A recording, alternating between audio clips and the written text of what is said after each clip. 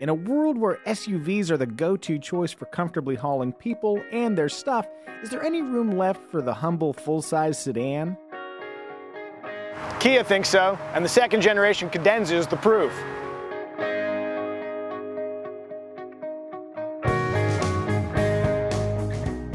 So why would you buy this versus a roomier alternative? Style is one reason. Like most modern Kias, the Cadenza has a distinct fashionable appearance. Forget what else this badge appears on, and the Cadenza could easily be the product of a premium manufacturer. Good looks are fine, but the real deciding factor with sedans is the interior.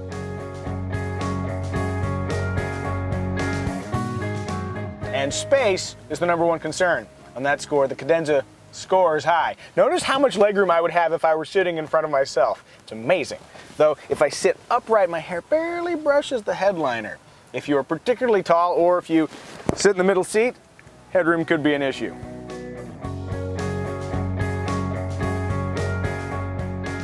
From a tactile perspective, the interior is pleasant to touch and look at.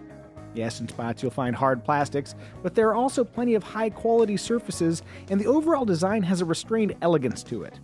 In particular, I'm a fan of the dash's expansive wood-style trim. It's no more real than this stitching, but from where you'll be sitting, it looks lovely. These are stitches of lies. The cabin is also pleasantly quiet, thanks in part to an acoustic windshield and acoustic front side glass. Where cargo space is concerned, the Cadenza's 16 cubic foot trunk, while 2.8 cubic feet smaller than the Chevy Impala's, is still respectably sized. And for even more space, just drop the rear. That would be crazy if the back seats didn't drop.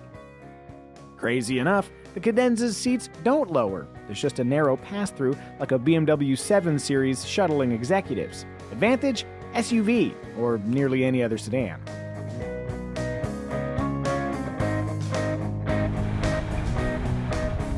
Things look up when you put the Cadenza into motion. It follows a metaphorical middle road, delivering a refined ride and confident, if not sporting, handling.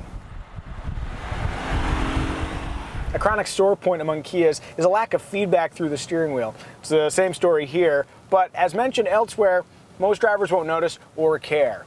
All you need to know is that at slow speeds, the Cadenza is easy to steer, and if I were driving on the freeway, it would feel stable. If by chance vehicle feel is a hot button for you, 3 drive modes impart varying levels of comfort and sportiness to the steering, throttle, and transmission.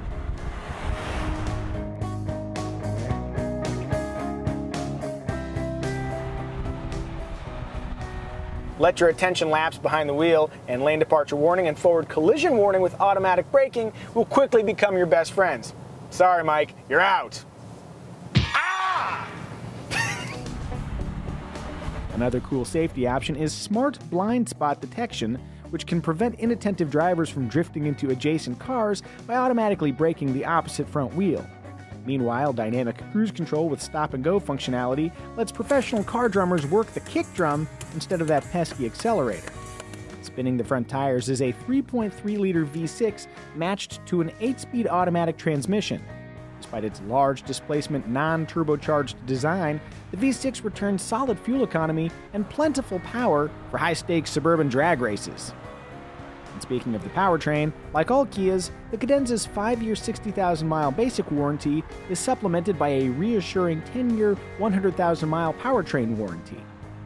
With the base price sliding in under $33,000, including destination, the Kia Cadenza sits on the pricey side of large non-luxury sedans, but that price does include a generous roster of standard equipment, including dual-zone automatic climate control, a backup camera, UVO infotainment with Apple CarPlay and Android Auto, 9 airbags, passive entry with push-button start, and power-heated front seats with 2-way lumbar support for the driver. Though I wish just touching the door handle unlocked the vehicle like in competitive systems instead of having to push this button. Because that's how entitled we are as a species. Yeah! Perhaps my favorite standard feature is the automatic opening trunk. Just stand here for 3 seconds and voila, it opens, giving you the opportunity to use highfalutin words like voila and highfalutin. Explore higher trims and the option sheet, and a wealth of features are waiting to enhance your life, including a 360-degree camera system, Nappa leather, wireless phone charging, no, not you iPhone, 19-inch wheels replacing the standard 18 inches, LED headlights, a heated steering wheel, heated and ventilated front seats, heated outboard rear seats, a 14-way driver's seat with memory, a 12-speaker Harman Kardon premium audio system, and a panoramic sunroof that marginally reduces headroom while revealing the mysteries of the skies.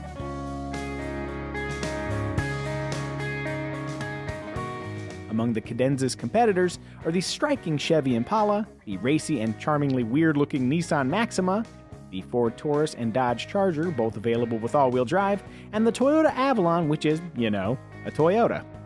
Alternatively, the sedan landscape is such that many mid-size entries rival the interior space of so-called full-size sedans. So maybe check out the Kia Optima, among others, if you want to save some cash. Beyond that, from a purely functional perspective, a compact or mid-size SUV might make sense, but with their vastly superior cargo and interior space and commanding driving position. Then again, the traditional full-size sedan does have its advantages. Superior ride and handling, fuel economy, and sexy 3-box styling immediately come to mind. So, if you're ready to dive into the buffet of full-size sedans, it's worth stopping off at the chafing dish of Cadenza.